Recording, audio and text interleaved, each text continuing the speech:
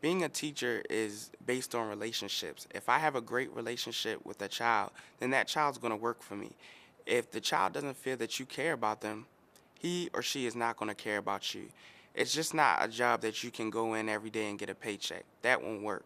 That won't work at all. You as a teacher, you can basically build that relationship and it'll save, maybe even save that child's life. I see the potential in the students. And, you go to some places and they see Baltimore City children and they look at the way they look. They look at them by the way they're dressed and the way they talk, and they just think they're nothing. Like, they're a thug, they're gonna rob me, I should be scared for my life. But no, these children are smart. These children are brilliant, and they just need the right person, the right teacher to bring that out of them. I feel like I help somebody on a daily basis, especially teaching in Baltimore City. Like, some of the children here really don't have a lot. So, it's up to me to give them some of the things that maybe I was blessed with to have when I was younger.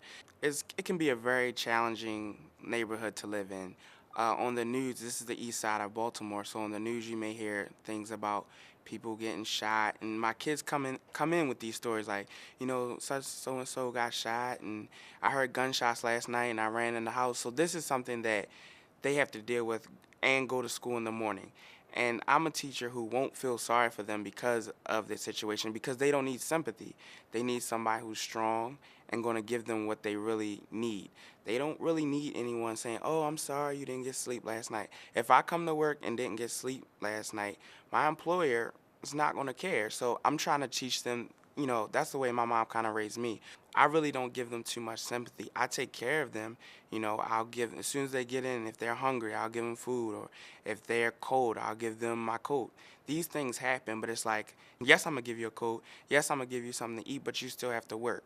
The work doesn't end just because of something that happens at home. And that's just, that tough love.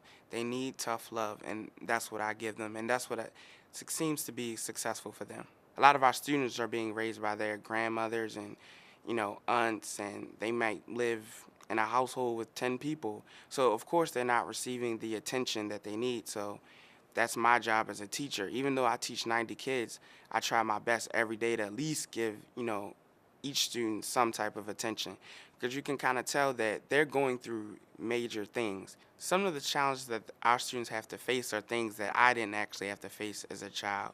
So, I try to give them the experiences that I had and trying to make up, in a sense, for the experiences that they're lacking.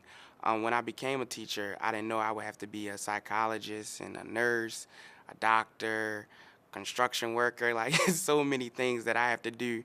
You kind of lose yourself in your job. It's one of those jobs where, it's not a simple, clean cut 9 to 5.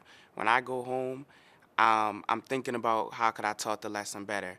Before I go to sleep, it's funny. I used to dream about playing Kobe Bryant, but now I dream about like teaching and how things could be wrong and how things could go right. So it's a whole funny thing. It kind of, in a way, it takes over your life. Teaching is not for everybody. I feel that it takes a lot to be a teacher. And like I said before, it's dedication. So if, some people feel a little weary about it, my advice would be not to go for it, because it's not easy. It's not a cakewalk. It's hard. But I would tell you, to get you to become a teacher is that the children need you. They desperately need you. As soon as you hear of Baltimore, you think about the wire, and you think about the corner, you think about drugs. Yes, these things go on, and it happens, and our children see it.